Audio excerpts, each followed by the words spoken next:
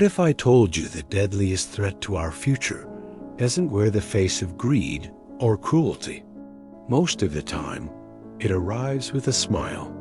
Not dictators, not tyrants, not the villains we are trained to fear.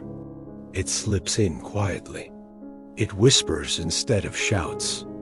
It hides behind good intentions. And by the time you notice it, it's already inside, eating away at everything, dissolving trust, corroding reason, unraveling the very threads that hold a society together. The enemy is stupidity, not the playful kind we joke about in memes, not the mild kind that frustrates us in traffic. This is something far darker, a force that twists brilliant minds, that erodes entire communities, that turns ordinary people into instruments of destruction. And the most chilling truth? It doesn't come from strangers. It doesn't come from outsiders. It comes from people who look just like us, educated, kind, well-meaning, intelligent, yet somehow capable of believing, repeating, and defending the most catastrophic lies. That's what makes this enemy so terrifying. It doesn't wear a villain's mask. It wears your neighbor's smile. Consider this. A world-renowned physicist, exhausted after endless debates, jokes that wind turbines cause hurricanes, a theory his own research disproves. It's a throwaway line, not meant to be serious. But a respected high school principal trusted by parents across the district sees the claim online. He retweets it without irony. His credibility lends weight to nonsense. Then a devoted parent, terrified for their child's future, clings to that false certainty. They protest a renewable energy project, convinced they're defending their family. See what happened? The intelligence of the scientist was hijacked. The authority of the principal was weaponized. The love of the parent was misdirected. These are not foolish people. They are thoughtful, decent, intelligent individuals, but caught in a chain reaction of good intentions, corrupted by a single unchallenged lie. This is how it spreads. Because this kind of stupidity is not about lack of intelligence. It's about the suspension of critical thought. It's what happens when fear is louder than facts, when comfort feels safer than truth, when trust is misplaced in the wrong hands. Think of stupidity not as an accident, but as a virus. It doesn't need to defeat intelligence. It only needs to distract it. And like a virus, it spreads fastest through the pathways we trust the most: friendship, authority, community. It doesn't knock down the front door. It slips in through the people we already believe. This is what Dietrich Bonhoeffer, a German pastor who lived through Nazi Germany, called the power of stupidity. He wasn't talking about silly mistakes. He was talking about something far more dangerous, something that seeps into whole groups of people without them even realizing it. Bonhoeffer saw it first in ordinary conversations. Friends who once debated ideas stopped asking questions. Teachers who once inspired curiosity started repeating slogans. Doctors, pastors, professors, people trained to think, began echoing borrowed words as if the thoughts weren't their own. At first, it didn't look threatening. It sounded patriotic. It sounded moral. It sounded safe. But the more people gave in, the less they seemed able or willing to think for themselves. That's when Bonhoeffer saw the real danger. Stupidity wasn't about knowledge. It wasn't about intelligence at all. It was about people surrendering their judgment to the crowd. And once they did, something frightening happened. Facts didn't matter anymore. Reason didn't matter anymore. The truth itself slid right off them, as if they were coated in armor. Bonhoeffer realized stupidity behaves less like a weakness and more like a social infection. It spreads when people trade their conscience for the comfort of belonging. And here's the part that shook him most.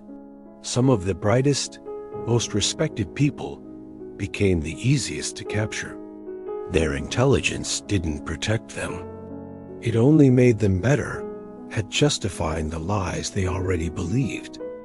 That's why Bonhoeffer wrote, "Stupidity is more dangerous than evil. Evil can be exposed. Evil can be resisted. Evil can be fought head-on. But stupidity? It doesn't argue back. It doesn't examine itself. It just obeys. And that blind obedience can turn entire societies into tools of destruction without a single villain needing to lift a finger." Let's pause here. Bring it closer to home. Ask yourself, have you ever believed something simply because everyone else around you did? Maybe at school, maybe at work, maybe even in your family. You didn't want to stand out. You didn't want to be the difficult one. So you nodded along, even when something deep inside whispered it wasn't quite right. That's where it starts. That tiny surrender. And if history teaches us anything, it's this: small surrenders can grow into catastrophic outcomes.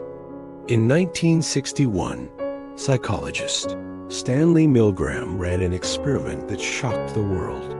Literally, volunteers were told to administer electric shocks to another person whenever they answered a question wrong. With each mistake, the voltage increased. On the other side of the wall, the victim screamed, begged, cried out in agony. Sometimes, the screams stopped altogether. And yet, 65% of participants pressed the final switch, believing they had delivered a lethal shock. Think about that. 2/3 of ordinary people. Not sadists, not psychopaths, just regular volunteers willing to hurt another person, simply because a man in a lab coat told them to. Milgram's experiment revealed something terrifying. Many of us will abandon our own moral judgment the moment authority tells us to. And Bonhoeffer didn't need a lab to see it. He watched it unfold in the streets of Nazi Germany. Professors, doctors, clergy, people who should have known better, people who once taught virtue, reason, compassion. Yet when the state spoke, they cheered for policies that betrayed everything they had stood for. That's why, from his prison cell, Bonhoeffer wrote, "Against stupidity, we are defenseless. Neither protests nor the use of force accomplishes anything here. Reasons fall on deaf ears." Now, let's be clear. When Bonhoeffer used the word stupidity, he wasn't talking about low IQ or lack of education.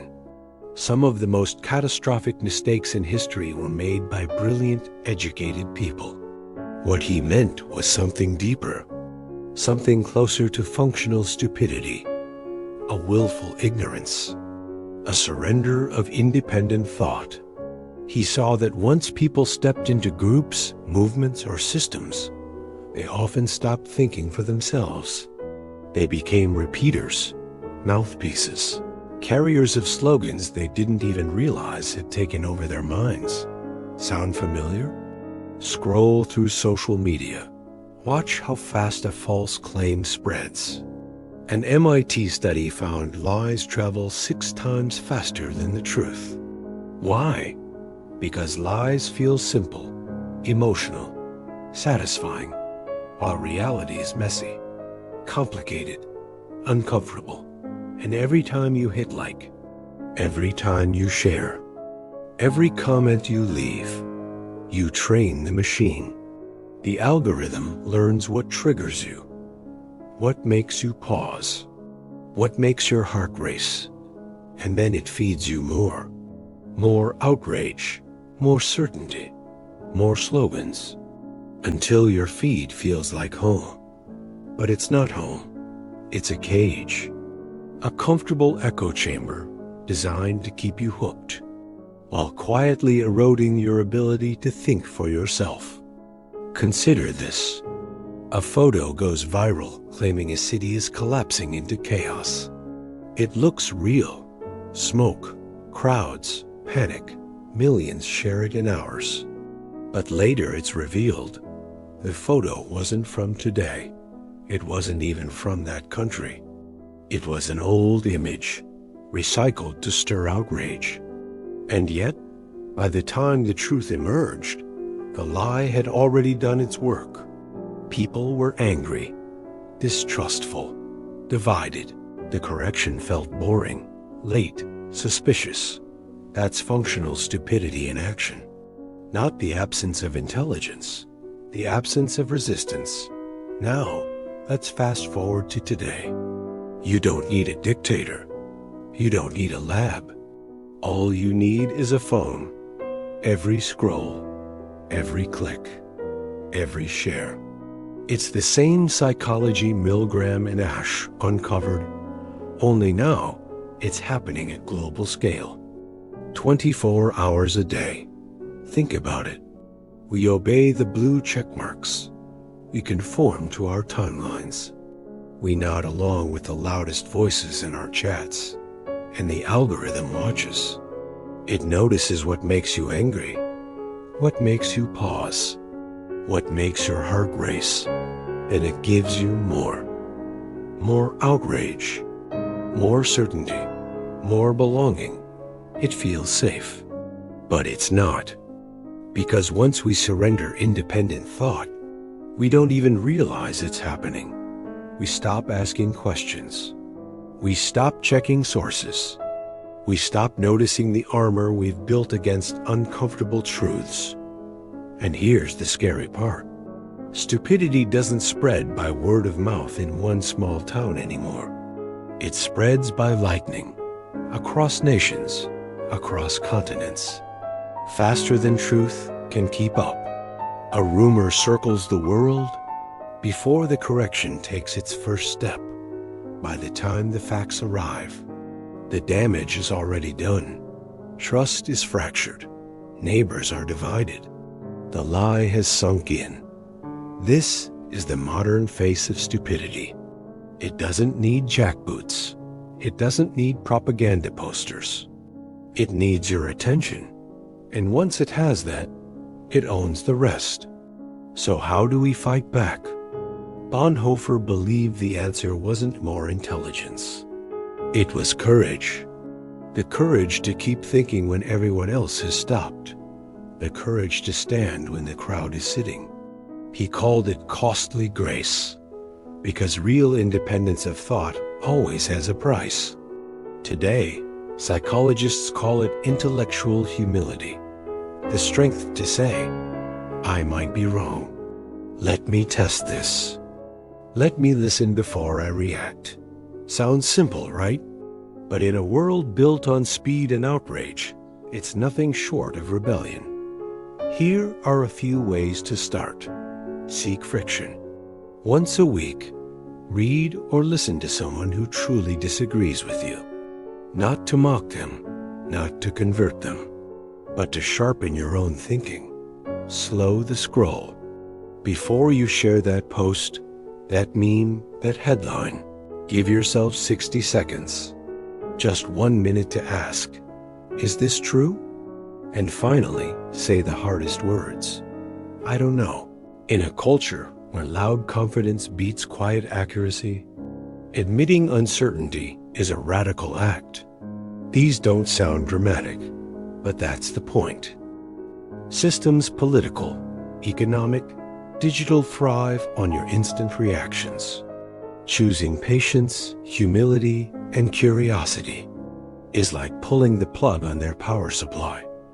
It's resistance, it's rebellion, and it starts small, inside your own habits. But let's be honest, personal habits alone aren't enough. We also need structural change. Platforms must be transparent about how their algorithms shape reality. Schools must treat media literacy as seriously as math. And our economic systems must reduce the crushing pressures that leave people too exhausted to think. Because when you're drowning in debt or terrified of losing health care, your mental bandwidth shrinks, survival takes over, and functional stupidity becomes the default. And yet, despite all this, there is hope. Bonhoeffer proved it.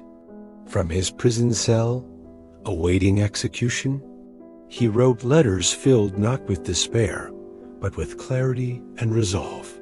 He refused to surrender his mind, even when the cost was his life. His last recorded words before the gallows were, "This is the end for me, the beginning of life." He understood what we so often forget. When we give up our ability to think independently, we give up what makes us human. We become puppets, pulled by strings we can't even see. So the question he left us is haunting. Who stands fast? When the pressure is overwhelming, when comfort is easier than truth, when everyone else has stopped thinking, who still resists? Here's the paradox. Surrendering our minds feels liberating. Thinking is hard. Doubt is uncomfortable. Admitting we might be wrong hurts. But that discomfort, that tension, is the price of being fully human. The moment you believe you're immune to stupidity is the moment you've already succumbed. The price of freedom isn't comfort, it's vigilance. Not just against distant enemies, but against our own craving for certainty. So here's my challenge. This week, take one belief you hold with absolute certainty. Now, spend 30 minutes exploring the strongest arguments against it. Not to torture yourself, not to spiral into endless doubt, but to practice the very courage Bonhoeffer died for. If your belief survives, it's stronger. If it doesn't, you've gained something greater, the humility to grow. So let me end with this. Every time you choose curiosity over certainty, truth over convenience, thinking over reacting, you're not just protecting your own mind. You're defending the very possibility of wisdom in a world that profits from our surrender. That, more than ever, is the resistance we need. So I'll leave you with a question. What's one belief you're willing to question this week? Tell me in the comments. And when you're ready to go further, don't stop here. Check out my next video, where we explore the dark side of goodness and how silence itself can become a weapon of lies. Click here, and let's keep going, because this rabbit hole goes even deeper.